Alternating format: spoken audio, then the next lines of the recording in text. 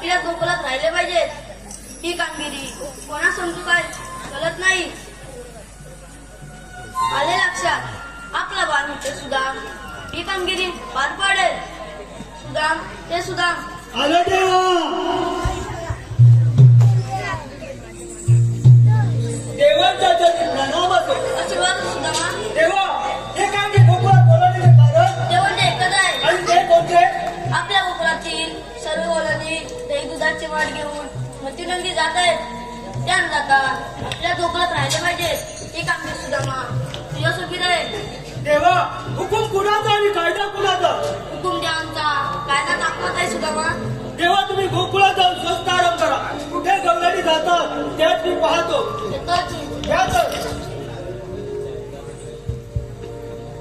देवाने आपल्याला एक मोठी महत्वाची कामगिरी संपवली ती म्हणजे 16,108 गोपिकांचा मेळा. तो थाटमाट करून मथुरेच्या बाजारी जात आहे.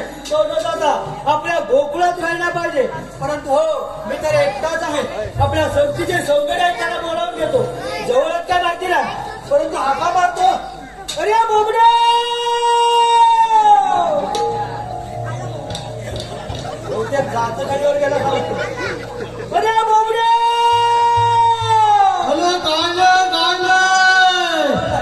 अरे लवकर या गोकुळात मजा. येतो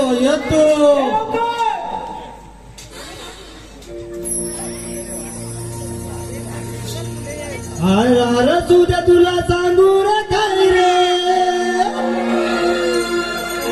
अरे तुझ्या तुला सांगू रे काय रे. गड्या डोकळे माझा रत्ना जीवा भावाची माझी लाडाची गाय चुकली रे माझी कपिला. जीवा भावाची माझी लाडाची गाय चुकली रे माझे कपिला. जीवा भावाची माझी लाडाची गाय चुकली रे माझे कपिला. जीवा भावाची माझी लाडाची गाय चुकली रे माझे कपिला गाय. अरे तुझ्या तुला सांगू रे काय रे.